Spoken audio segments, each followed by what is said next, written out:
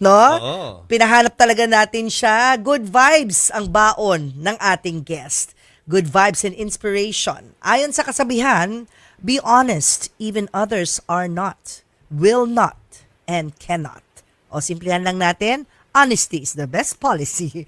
Katapatan lang ang puhunan, hindi lang katapatan ang puhunan ng isang janitor sa NAIA para magkamit na hindi mabilang na karangalan.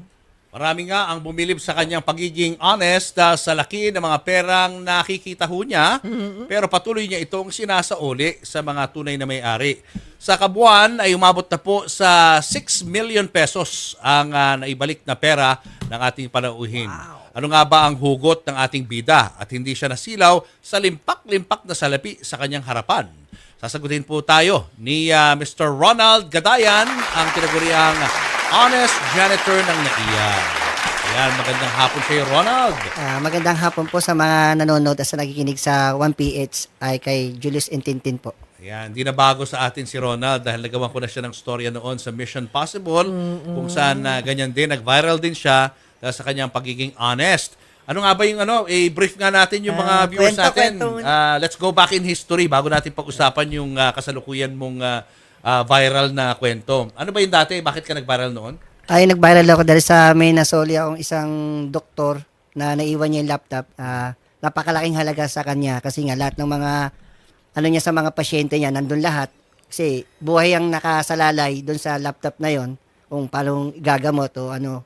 Baga sa higit pa sa pera na halaga sa kanya yun na kailangan maibalik talaga. At na ano po sa inyo na ano sa programa niyo sa Mission Possible po. Sa ABS-CBN. ABS-CBN po. At paano ka kinilala ng NAIA dahil sa yung mga ginawang yun? Naparangalan po ako na hindi lang maraming beses na po ako napangalan mula 2007 hanggang ngayon. Napaparangalan po tayo ng iba't ibang hindi lang po sa airport, iba-iba po rin pong mga Rotary, mga iba-ibang na nagbibigay ng parangal sa akin po. At sa latest na ginawa mo, ano ang iyong sinauli? Yung huling napulot ay 100,000 pesos cash, pero ibang banyaga po yung pera niya. Tapos yung isang alahas na nasa Sierra, may 300,000 na. Nasoli naman na galing isang OFW, galing po Japan. Natutuwa sila at nagagala kasi hindi na expected na may babalik pa kasi nga nasa CR na. Yung isa naman, walang pangalan, pwede mo naman sanang kunin, sabi nga nila. Kasi walang pagkakilala, nasa sobre.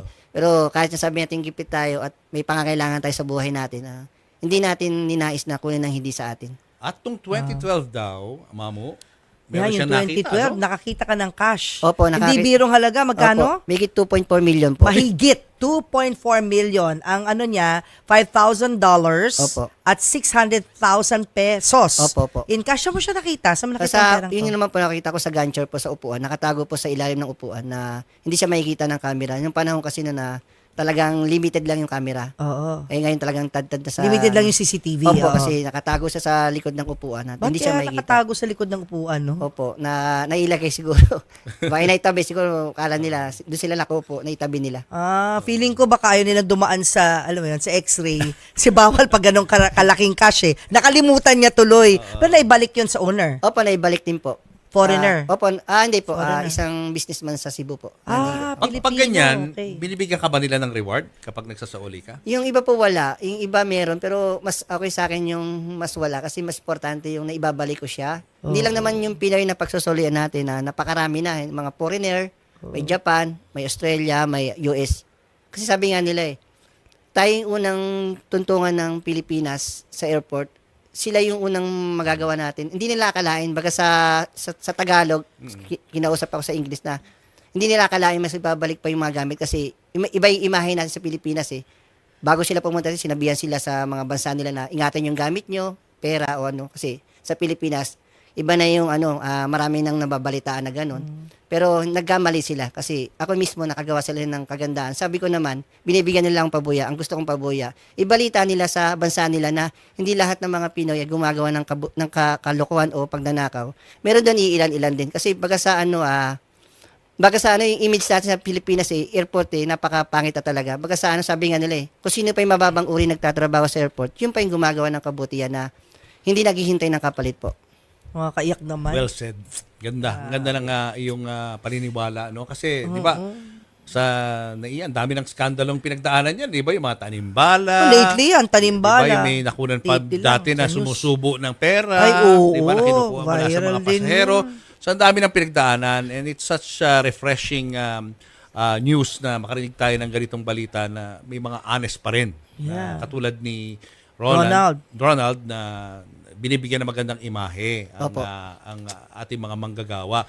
Ronald, paano ka pa naging matulungin? Paano ba maging honest?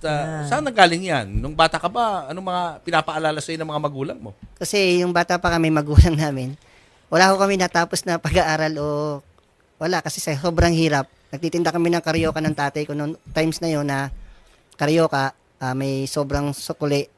Ibinalik ng tatay ko, nakita ko yun. Sabi niya, pag tayong nakita mo yung sinukli natin kulang, kailangan ito ibalik. Kahit na maliit ang kita natin nung panahon nun, huwag tayong maging gahaman, ibalik natin. Salamat naman kasi pagbalik ng customer namin, araw-araw siya bumibili, halos kinukuha niya, binibili niya na sa nangyari niyo na hindi namin expected na mas maganda pa pala yung nakaagawa ka ng kabutihan na may balik na hindi mo na may inaasahan. Baga sa pinamamalita niya, ayan, tapat yan, bili na lang kayo ng karyoka. Ganun, doon ko nakita sa tatay ko nung panahon no na kahit na talagang wala nga, ganun walang-wala kami. Tapos hindi lang naman ako yung talagang matapat, pati yung kapatid ko, yung SAP, nung nakang pandemic, ibinalik niya yung 8,000 na sobrang bumay kasi 16,000 yung binalik yung 8,000. Tapos yung asawa ko naman, may pumasok na GCash na maliit naman na halaga, ibinalik din. Tapos yung dalawa kong anak, habang nag-i-enroll, nakapagbalik sila ng cellphone sa isang estudyante na ibalik naman po sa isang principal po. Runs in the family na. Tapos, Di ba? Yung opo. pamilya niya. Ang nakakatuwa dito, Papu, talagang natataon lagi na siya yung nakakakita. Parang tinetest ka rin ni Lord, di ba? Totoo. In a way. Opo, kasi Never ka natukso. never po. Kasi kabit na gipit ako. Sabi nga nila, nagtatrabaho daw sa London. Ano yung London? Lon dito, lon doon. Wala natita talaga sa sahod ko. Grabe. Sense of humor mo. Opo. Lon dito. Lon dito. Kasi talagang doon lang ako umuhugot kasi hiram dito. Kasi sige lang doon ako umuhugot kasi sabi ko nga sabi nga lang, kagaya nakaraan, lumalapit na naman yung tukso, pera na, sabi niya, para sa mga anak mo. Pero sabi ko, hindi. Sabi ko, mas maganda ka ako yung ganun ang ginagawa ko. At tuloy-tuloy naman. Sabi ko nga, kung ano yung ginawa ko noon, tuloy-tuloy ako. Kahit na gano'ng Hirap. kagipit o gano'ng kahirap ng buhay, sabi nga ng mga magulang ko, wala naman kayong kayamanan o lupa o bahay na ipamamana sa amin sa inyo kasi wala po kami natapos na pag-aaral eh.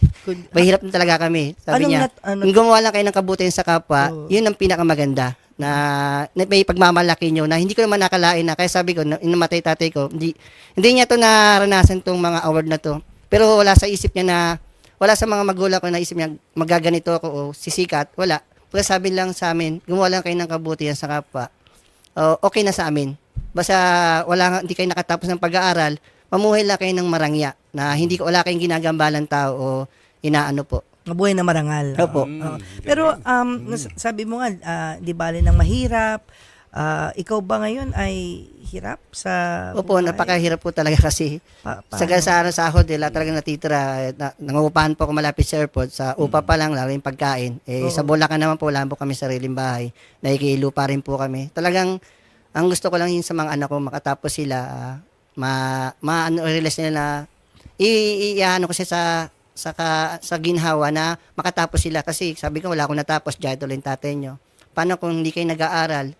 Wala rin naman po kayong mararating sa buhay. Sabi ko, may ano naman po kayo, sabi ko sa kanila, may utak sila, kaya naman nila siguro mag-aral. Ngayon naman yung isa, tatlo yung nag-aaral sa isa na hinto, yung isa naman second year college, accounting, isa naman 16 years old, fourth year high school, isa naman nahinto yung pangay ko. Sobrang, di ko na pagsabay kasi gipit na gipit talaga eh. Kaya sabi ko, baka nakaraos rin tayo, baka sa mga panahon, makapag-aral din po siya. May I ask lang, Ronald, magkano ang salary mo sa airport? 645 minimum po. wage. Minimum wage po. Hindi itong mataas yun. Kung ano yung minimum nag-viral po, opo yung minimum, yun lang po. Kung ano yung minimum po ngayon, yun po yung binibigay sa amin. Pero nabigyan ka Hindi naman ko, ng parang bonus bitin, ba noon? Nung, every time Parang bitin May na. puro parangal po. Sabi ko nga, pwede nga lang yan, Ibenta. ibenta kay Boss Toyo. Oh, pero Boss Toyo, para, para ma, Kay Boss ano, para sabi ko, kahit isa lang At paano, makaraos din. So, isa sa mga anak mo tumigil ngayon sa pag-aaral isa kasi po. hindi kaya. Anong course niya? Bali sana, ano siya, ano lang naman po, parang vocational lang po. Vocational. O yung lalaki ko. Bali yung pangalawa ko, talaga yung may utak talaga, ay may ano talaga siya, accounting po siya. Bali ngayon, magti-third year college na siya. May hirap, sabi ko, kayang-kaya mo yan kasi nakikita ko naman sa kanya na pupursige siya kasi trabaho, school, ano lang po siya, school, tsaka ano lahat, kabit ng internet para lahat ng kakailangan niya ibinibigay ko pa maibigay lang sa kanya. Sabi ko, yun ang gusto ko si the best na sabi ko, wala natapos si Papa, janitor lang. Gusto ko makatapos kayo ng pag-aaral, sabi ko. Wag natin ilang yung Oo, janitor. hindi nilalang ang janitor. Kasi ikaw, Tingnan mo. ikaw ang example na hindi dapat nilalang ang Opo. janitor. Siya ay isang janitor na marangal. Oo. Na- Natatanging janitor Natatanging janitor na Yeah. sinasaluduhan natin. Yeah. Masigit pa ang iyong kontribusyon sa lipunan kumpara sa mga ibang may kaya dyan na madamot. Di ba? At sakim. Sakim. Sa buhay, malupit sa kapwa. Hindi katulad mo na kahit na munti lang ang iyong buhay, at least naipapakita mo sa mga buong mundo na ikaw ay honest, Yeah. na dapat tularan ng marami nating mga mamamayan.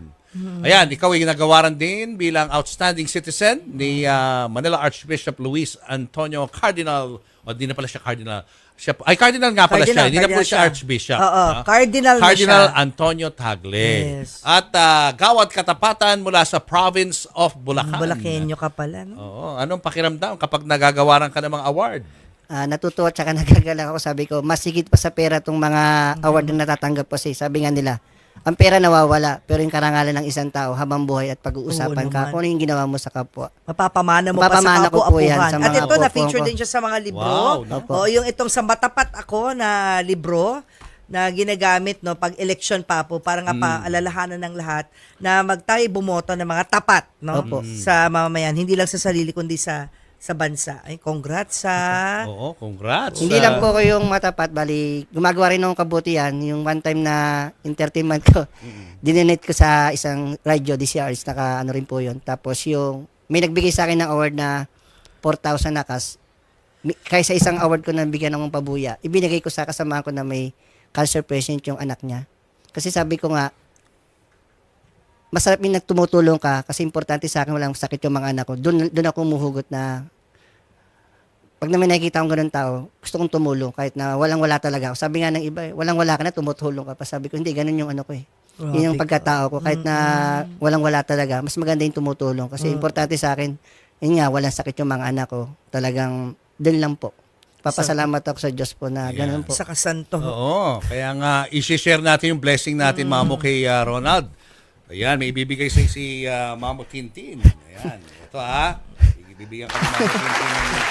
Sa atin yan, papo nila atin. Hindi, bibigyan ko si Ronald ng 20,000. You know, pa. Thank you, Papo. Bibigyan ko si Ronald ng 20,000 pesos. Ha? Kaya Ronald. Yun, digital wallet. Digital May- wallet. may digital Opo. meron. Papadala ko yung 20,000 mo Opo. dahil mabuting tao ka. Opo, salamat po. Deserve mo yan na ikaw ay matulungan namin sa iyong mga pangangailangan. Ito pa, Opo. Papo. Oo. Para sa'yo. Suot mo yan, ha? Opo, opo. Tapos, Ronald, kaya ako tinatanong yung anak mo yung natigil sa trabaho kasi may partner kami dito na may-ari ng isang school. Opo. Baka kung okay sa'yo, okay sa kanya, tanungin mo siya Opo, kung gusto tanungin niyang. ko po siya. Pero mga online courses to. Tama, vocational, Opo, yung marami kahit ano course. po, okay lang Yan, po. o, Para- mamaya usap tayo. Opo, ha? Hindi ko opo, muna sabihin yung name ng school hanggat, Opo, opo. hanggat hindi sure. Sige. Opo, opo. Pero, uy, talaga salamat, ha? Salamat Sana, din po. dumami pa ang tulad mo, no? Opo. Kasi iba mayaman na, nagnanakaw pa. Opo. Greed. Greed ang Kaya nga, nananaig. kaya nga, oo nga Ikaw po, katapatan. Ang Ito, ano, Ronald, before we go, Ronald, thank panghuling you. mensahe Baka may sa gusto mga ka viewers natin. pasalamatan. Sa mga sa mga kasamahan ko, hindi lang isang mga janitor, sa lahat ng janitor sa buong Pilipinas, kahit tayo naghihirap, janitor lang tayo. Ipagmalaki natin yung yung uniforme natin na pagkat janitor lang, mababang uri na, pero gumawa tayo ng katapatan. Lahat ng nakikita nyo sa akin, magagaya nyo ako kasi nga, tularan nyo ako para masundan nyo lang po ako. Tsaka sa lahat ng mga politiko, mula taas hanggang sa baba, sana maging tapat tayo sa lahat. Kasi sabi nga nila, kung ang bansa natin maraming matapat, napakaunlad ng ating Pilipinas. Wow, Thank you. grabe. Thank you. So magandang Oh, ehemplo ng grabe. Pilipino. Parang Si Ronald. mag-burst yung heart ko sa narinig ko. Ronald, may tanong lang ako. Gusto mo makapag-aral para makapagtapos ka? Kung bibigyan ka 40 ng na po. chance? Kung sa akin nung parang taga-aral na, kung siguro pwede pa po. Kaya? 1% to 5%. Pero kung parang tuloy, kasi 49 na po. Kung ang Uy, ano na lang po sa akin, nakapokus na lang po sa akin yung mga anak ko. Pero Doon na kung lang po. sakaling magbago isip mo, si Kuya Bench, nalala mo yung Grab driver? Opo, opo. Oh, kilala mo siya? Opo, opo. Oh, di ba mas matanda sa'yo yun, Opo. pero nag-aaral. So, basta kung magbago isip mo, sabihin mo lang sa amin, pwede kang makapagtapos ng isang kurso, dalawa, kahit ilan pa. Online lang, online Opo, lang. online. Para masasabi mo na nakagraduate ako. Di ba? Opo. Iba rin yun. Opo, iba rin nga po. Sabihin mo Yung lang mga- sa tapos- amin. sabihin ko lang po. Opo. Basta open you. ang line namin sa'yo ha, Ronald. Opo. Anytime. Pwede po bumati? Oo Sige, go. naman. go, Binabati pati mo ko po yung asawa ko, si Rosalie Cadayan. Mga Yes. anak ko, si Harold Cadayan, si Hana at si Hazel. At lahat sa mga kamag-anak ko sa Bicol at sa mga Antiqueño at sa mga lahat ng mga nagtatrabaho sa airport, mga bisor ko, mga si Orlan Francisco. Maraming salamat po dahil sa inyo. Nandito ako. Kayo yung mga nagbibigay, lalo na yung magulang ko, kayo nagbibigay ng karangalan sa akin na gumawa ng kabutihan at nagpapasalamat ako sa magulang kahit na itong award na to, hindi man siya nakarating dahil namatay na po yung magulang ko na tatay ko. Para sa inyo. Para sa iyo po itong mga award ko na natatanggap ngayon na kung ano lang, salamat pa. Sabi ko, di mo man natanggap ng personal, pero ito, hindi mo expected na magkaroon ako ng parangal na ganito na Gawad Bayani. Sabi nga nila, ako yung bayaning buhay na gumagawa ng kabutihan po. Maraming salamat po. Thank you, Ronald. Mabuhay ka. Mabuhay ka, Ronald. Ingat ka ha. Ingat ka lagi, ha? Opo, opo. Sige, padala ko na lang sa iyo mamaya. Hintayin mo lang, ha? Diyan ka lang, okay lang. May isa lang kaming guest para mamaya makapagpa-picture tayo, ha? Thank you. Thank you. Julia Sakiki.